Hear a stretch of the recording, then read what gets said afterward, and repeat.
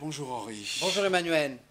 Bon, Comment la santé allez-vous? est bonne, etc., etc. Oui, il faut qu'on Nous allons approche bien. le micro là. Voilà. Oui, la santé va bien. Bon. On positive tous les deux. On Ce qui positive, vaut oui. mieux. On est en bonne santé. Voilà. On n'a plus un rond, mais bon. Non, ça c'est pas nouveau. Donc je voudrais vous parler aujourd'hui de ce qui s'est passé le 19 mai. Le 19 mai, vous savez, nous étions à Paris, devant le TGI, où nous allions défendre nos questions prioritaires de constitutionnalité. Vos fameuses QPC. Oui. Donc je rappelle rapidement. Première question, on trouve anticonstitutionnelle l'idée que entre l'enquête du fisc et la sanction prononcée, il n'y ait pas un magistrat. Indépendant. Indépendant. Voilà, hein. D'accord. Ce qui n'est pas normal, puisqu'il y a toujours, nul ne peut être condamné à quoi que ce soit sans être passé devant un magistrat libre et public. Oui, parce que passer devant le magistrat du tribunal administratif, on ne peut pas dire qu'il soit vraiment indépendant. Non, c'est pas la justice administrative, non, c'est pas la justice, voilà, on en a déjà parlé. C'est une cuisine interne. Voilà, absolument. Bon. C'est une étape supérieure de l'administration. La deuxième question portait sur la possibilité de saisir l'AGE. L'AGE, je rappelle qui c'est l'organisme qui est responsable des erreurs de l'État. Lorsque l'État se trompe et qu'il vous porte un préjudice, vous allez le porter devant l'AGE. C'est quelque chose qui date depuis la Révolution, c'est de 1791, et donc qui récemment, il n'y a pas tellement longtemps, A été modifié pour ne plus pouvoir amener devant l'AGE, qui s'appelait avant la JT, devant l'AGE, agent judiciaire de l'État, qui avant s'appelait l'agent judiciaire du Trésor. On ne peut plus y amener les affaires de fisc, les affaires fiscales ou les affaires de la douane. C'est beaucoup mieux comme ça, hein? Oui, pour eux, oui, ça c'est clair. Voilà, ça. Donc nous allions défendre notre question écrite. Alors je rappelle notre question prioritaire. Je rappelle que la question prioritaire de constitutionnalité doit se poser à l'occasion d'une instance. Tout Français a le droit de déposer. Et à ce moment-là, le magistrat. Alors nous, l'instance, c'était, j'avais déposé, pour pouvoir déposer ces questions prioritaires de constitutionnalité, j'avais assigné l'AGE devant le juge pour tous les dégâts que m'a fait le fisc. Alors évidemment, je ne suis pas dans les clous puisque la loi prévoit qu'on ne peut pas. Mais justement, tout l'intérêt de la question prioritaire de constitutionnalité, donc qui était parfaitement liée à cette affaire. Donc le magistrat doit voir, un, si la question est liée à l'affaire qu'il a devant lui, deux, si elle a déjà été posée par quelqu'un, et trois, s'il considère qu'elle est quand même de qualité. Donc nos deux questions étaient vraiment liées à l'affaire, personne ne les a posées, je pense qu'elles étaient de qualité. Et on arrive au tribunal, dans une pièce où on est... c'est pas une salle d'audience, c'est une petite pièce avec une table, le magistrat est derrière, il y a le procureur, l'avocate de la JE, la greffière et nous-mêmes. Et votre avocate, c'est ça. Et mon avocate. Donc ça, c'est vraiment, c'est intimiste. Comme, oui, ça pourrait être plutôt agréable. Vous auriez pu prendre le thé en même temps. Voilà, et tout d'un coup, on arrive dans une ambiance à couper au couteau où on est vraiment, on sent qu'on gêne, on ne gêne pas, on n'est même pas, enfin, on est tellement insignifiant que on nous regarde vraiment comme si on n'était rien. L'avocate de la JE et la procureure papote, le magistrat bricole, mais bon, on dit bonjour bien sûr, mais voilà. Et puis on commence, on expose notre cas, alors on voit que tout le monde est un peu indisposé, impatient. La JE, l'avocate expose, le procureur nous descend en flamme. Et là, on demande, moi je prends la parole et je dis, nous avons récemment, dans les pièces, nous avons rajouté un élément nouveau qui est la vidéo de M. Francis Lepoisa, et cette vidéo est essentielle, et elle explique, elle justifie nos questions écrites. C'est la fameuse vidéo, contribuable sensible, s'abstenir. Voilà. Donc, et là le magistrat répond, non, je ne la regarderai pas. Oh bon, il dit, pourquoi vous ne la regardez pas, pourquoi vous ne la regardez pas? Non, je ne regardais pas, non, je ne regardais pas. Et le procureur dit, oh non, moi non plus, je ne la regarderai pas. Ils préfèrent tous regarder les films du Festival de Cannes. Oui, ou alors ils l'ont déjà regardé. Et elle ne leur plaît pas. Alors, je l'ai regardé. Oui. Bon, et donc voilà. Alors là, moi je suis comme de rang de flanc, et donc je dépose, en repartant, d'abord on est choqué, on est sous le choc avec notre jeune avocate, on est complètement étonné d'avoir été reçu comme ça. On s'aperçoit qu'on est vraiment des sous-hommes, hein, on est vraiment, le contribuable, c'est vraiment de la... je suis désolé, mais c'est vraiment de la merde, un contribuable. Bon. Donc j'ai déposé une note en délibéré, dans lequel j'exprime mon étonnement d'avoir été reçu comme ça. Bon, tout ça ne veut pas dire que le magistrat ne va pas faire droit à notre requête. Hein, c'est pas parce qu'on a été reçu bizarre, bon, cet homme, il peut entre-temps réfléchir, il peut lire la note délibérée, donc on ne va pas lui faire un procès d'intention. Donc on ne fait pas un procès d'intention là. On simplement dit, on a quand même vraiment été reçu d'une manière extrêmement bizarre. Voilà, ça c'est un peu... Et alors donc, vous aurez le résultat quand? On aura au 30 juin. 30 juin, bon, donc il y a Oui, c'est d'autant plus un bon mois à attendre. Un mois à attendre. C'est d'autant plus étonnant que quand même, si on regarde les chiffres, on n'est pas n'importe qui. Enfin, je veux dire, quand on arrive devant la justice, on n'est pas n'importe qui, puisque Francis Le Poisat nous a expliqué que l'État redresse environ entre 5 et 600 000 personnes par an.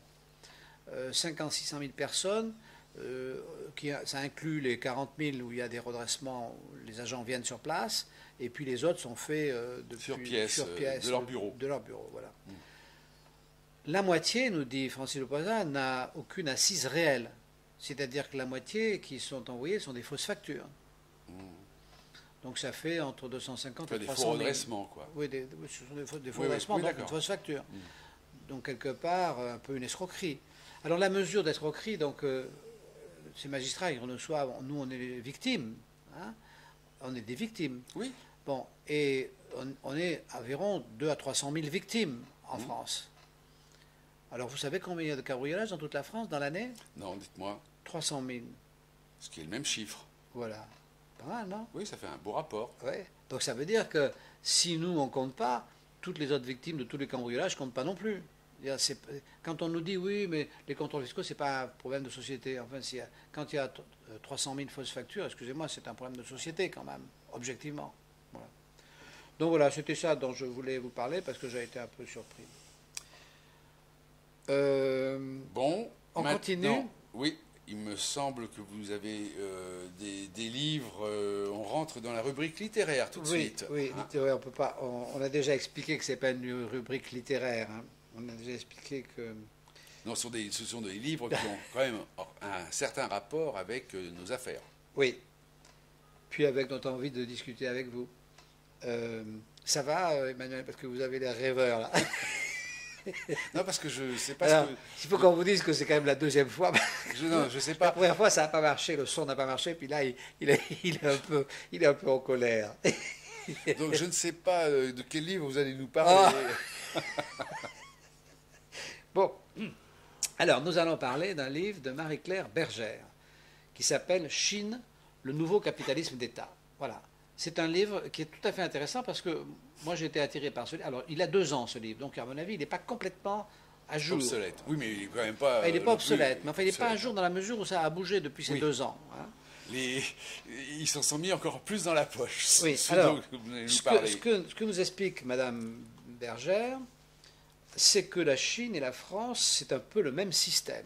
C'est-à-dire qu'en fait, on a une organisation en Chine qui s'appelle le Parti communiste, qui est attentatoire des libertés individuelles, tout particulièrement en économie, exactement comme on a en France la même chose, qui ne s'appelle pas le Parti communiste, qui n'a pas de nom, parce que c'est un peu plus diffus. Nous, en France, nous avons la même organisation dogmatique, mais qui, en réalité, est multitête.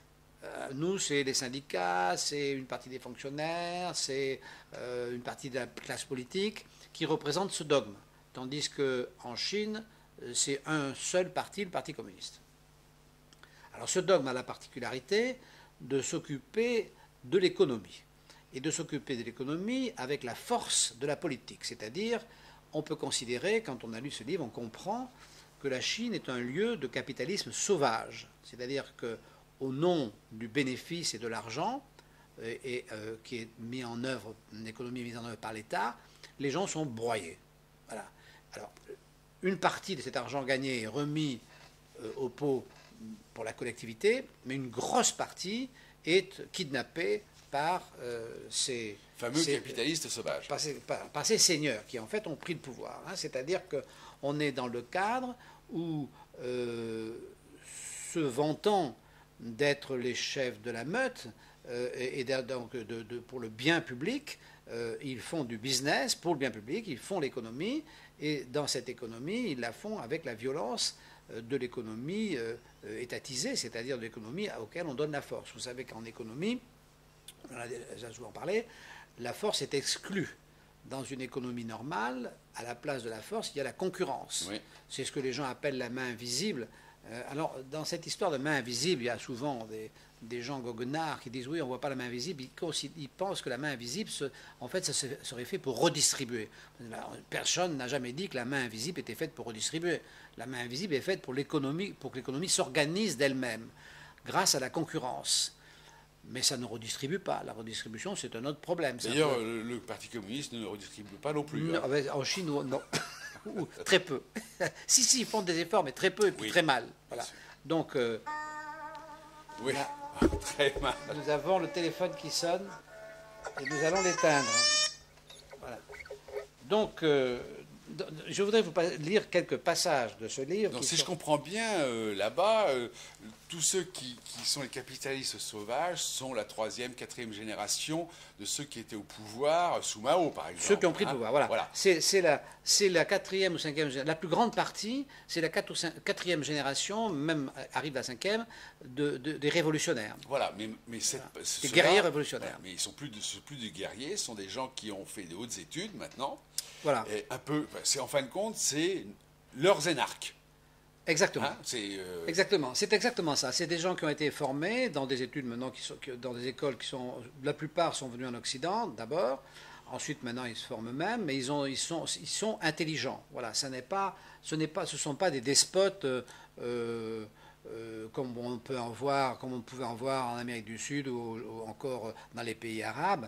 Ce sont des despotes qui sont intelligents comme les nôtres, voilà. Qui sont largement aussi intelligents que nos énarques. Voilà. Et donc, c'est le même fléau, ils ont le même fléau que nous. Même fléau que nous. Madame Bergère explique que la nouvelle légitimité, elle parle de ces énarques en question, chinois, ainsi conquise et cependant menacée par un danger qui vient du parti lui-même, la corruption. Parce qu'évidemment, dès qu'on introduit la force dans l'économie, on fait disparaître la concurrence et la sélection se fait donc par la corruption. Donc voilà, donc introduit la corruption. Donc, et il y a un autre paragraphe qui est tout à fait intéressant aussi, qui parle de l'intelligence de ces énarques et qui explique que les opposants, loin de remettre en question la légitimité du système politique, leur action contribue à rendre celui-ci plus flexible et en définitive plus durable. C'est-à-dire que, un peu comme chez nous, quand on s'oppose à nos énarques, eh ben, ils biaisent, ils inventent un truc et ils en fument, voilà, et ils sont de plus en plus dans le système. Ils sont de plus en plus dans le système. Voilà, parce qu'ils perdent de vue l'idée, cette idée de défendre l'individu. Cette idée qui est une idée de notre révolution, c'est-à-dire ce qui compte, c'est l'individu. Alors, qu'est-ce que c'est l'individu? Qu'est-ce qui compte, c'est l'individu? Dans la plupart des sociétés, on s'en fout. La collectivité compte plus que l'individu. C'est le cas donc en Chine. Mais cette excuse de la collectivité, en fait, ça sert à quelques seigneurs qui ont le pouvoir et qui donc estourbissent tous les autres. Donc protéger l'individu, c'est essentiel. Jusqu'à présent, enfin, dans ces dernières années... Là, ils se protègent eux-mêmes, quoi, voilà. Oui, là, ils se protègent eux-mêmes et ils oublient de protéger les autres. Alors, on avait jusqu'à présent, à chaque fois qu'il y a eu un fou qui a voulu, comme Mussolini ou comme Hitler, l'État d'abord, on avait les États-Unis qui venaient protéger l'idée de l'individu. Aujourd'hui, les États-Unis, ils ne sont plus capables de le faire. On ne sait pas si quelque part sur la planète, quelqu'un est capable de protéger l'individu. Il n'est pas impossible qu'on tombe dans des sociétés strictement toutes collectivistes. Alors l'individu, je rappelle ce que c'est. Hein, c'est d'abord soi-même, son corps. Bon, déjà, on peut prendre comme exemple des gens qui considèrent que le corps n'est pas à nous, c'est l'armée. À l'armée, on considère qu'au nom de la patrie, on peut vous amener à mourir. Hein. Bon, alors après, c'est la famille, après c'est bien. Bon, à quel moment ces choses, on n'a pas de légitimité? À quel moment? Après, c'est sa pensée, après, c'est ses idées. À quel moment on n'a pas le droit d'avoir ses idées, pas le droit d'avoir son corps, pas le droit d'avoir ses idées, pas le droit d'avoir sa famille, pas le droit d'avoir ses biens? À quel moment? Pour moi, jamais. Moi, je considère que que la collectivité doit servir à défendre l'individu. Bon, les sociétés d'aujourd'hui, ce n'est pas vraiment le cas. Et quand on entend dire que nos sociétés agonisent, que les gens étouffent, parce que les gens étouffent, et ils pensent que c'est trop de libéralisme, c'est la folie. Ils étouffent, au contraire, parce que des sociétés collectivistes leur prennent, y compris leur énergie économique. Alors, donc, je pense que ce livre sur la Chine est tout à fait important. Votre deuxième livre de chevet, de ce cher ami Clausewitz, voilà. Qui s'appelle De la guerre. Voilà. Alors ça, c'est un livre qui a 200 ans. Ce monsieur a écrit ça il y a 200 ans. Alors là, celui-là, je veux simplement vous lire deux passages qui sont importants. Il dit ceci. Il dit, il est impossible de s'approprier de force toutes ces connaissances par l'intermédiaire d'un appareil de formules et de procédés scientifiques. Elles ne s'acquièrent que par l'exercice d'un jugement pertinent dans la vie et dans l'observation des choses, ainsi que par le talent avec lequel on les conçoit. Alors, il parle de la guerre, hein, mais enfin, on peut étendre. Hein. Donc, il dit, l'école de guerre, c'est très bien, mais enfin, la guerre, si on veut pouvoir la faire, il faut l'apprendre quand même sur le tas, et puis il ne faut pas être trop bête, et puis il faut avoir de la sensibilité, puis il faut faire le chemin tout seul. Parce que sinon, si on n'a pas appris comme il faut, on meurt, direct. Voilà. Donc, je pense que ce qui... Alors, il y a 200 ans quand même que cet homme dit ça, pas d'aujourd'hui. Hein. Donc, je trouve que c'est assez intéressant pour tous ces gens qui nous gouvernent et qui pensent que c'est quelque chose qui s'apprend à l'école. Et la deuxième phrase qui est très intéressante, enfin, le deuxième paragraphe très intéressant, qui dit « Il est très séduisant d'imaginer qu'un courage moyen accompagné d'une grande intelligence produirait des effets plus remarquables qu'une intelligence moyenne jointe à un grand courage. Mais, à moins de se figurer ces éléments dans une disproportion illogique, nul n'a le droit d'accorder à l'intelligence cet avantage sur le courage, dans un domaine qui se nomme danger et qui est par excellence celui du courage. » Alors, c'est appliqué à la guerre, mais voyez comme cette phrase est formidable. Alors, si on se met dans le cadre de l'économie et qu'on remplace courage par honnêteté, ben, franchement, une intelligence très importante accompagnée d'une petite honnêteté, c'est beaucoup moins bien qu'une grande honnêteté accompagnée d'une intelligence moyenne. Et ça, je pense que nos gens, nos énarques très intelligents, ferait bien d'y réfléchir, ils devraient relire. Ferait bien d'agrandir leur marge d'honnêteté. Oui, oui, et de réduire leur capacité intellectuelle qu'ils utilisent assez souvent mal escient. Voilà tout ce que je voulais vous dire. Bien, on attend donc le 30, on se reverra d'ici là, mais le 30, donc on vous tiendra au courant pour ces QPC qui sont très importantes, et c'est tout à fait... moi, j'ai été très, très choqué d'être aussi mal reçu. J'espère que le magistrat... va réfléchir, et j'espère que c'était simplement une émotion personnelle et que je me suis trompé, parce que c'est possible aussi, hein, parce que on est tellement habitué à être maltraité que partout où on arrive, on est un peu sur les nerfs. Peut-être que c'est moi qui ai mal interprété. Peut-être. Bien, au revoir, à bientôt.